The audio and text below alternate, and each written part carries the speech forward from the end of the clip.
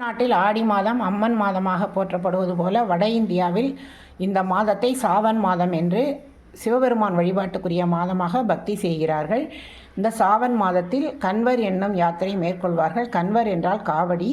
கங்கை நீரை தோளிலே சுமந்து கொண்டு நீண்ட நெடுந்தூரம் வெறும் காலில் பல கிலோமீட்டர் பயணித்து தங்கள் ஊரில் இருக்கும் சிவபெருமானுக்கு புனித நீராட்டுவார்கள். அப்படி இல்லை என்றால் ஹரித்வார், காசி விஸ்வநாதர் போன்ற கோவில்களில் தங்கள் கையால் கங்கை நீரை அபிஷேகம் செய்வார்கள்.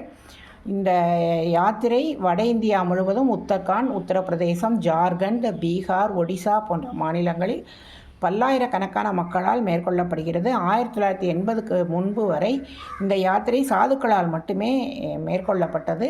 தற்போது பல லட்சக்கணக்கான மக்கள் இந்த யாத்திரையில் வருகிறார்கள். இந்த யாத்திரை ஜூலை 11 23 வரை நடைபெறுகிறது. இன்றுடன் இந்த யாத்திரை முடிவடைகிறது. சில ஊர்களில் ஆகஸ்ட் 9 24 வரை அவர்கள் பாரம்பரியப்படி செய்கிறார்கள். வழியெங்கும் அவர்கள் ஹர் ஹர் மகாதேவ், பம் பம் போல் போல் என்ற சிவநாமத்தை முழங்கிக் கொண்டே வருவார்கள். மிகவும் சிறப்பான சாவன் மாதத்தில் செய்யப்படும் கன்வர் யாத்திரை பற்றி இன்று நாம் தெரிந்து கொண்டோம். ஹரஹர மகாதேவ். ஓம் நம சிவாய. சிவாய நம. ஓம்.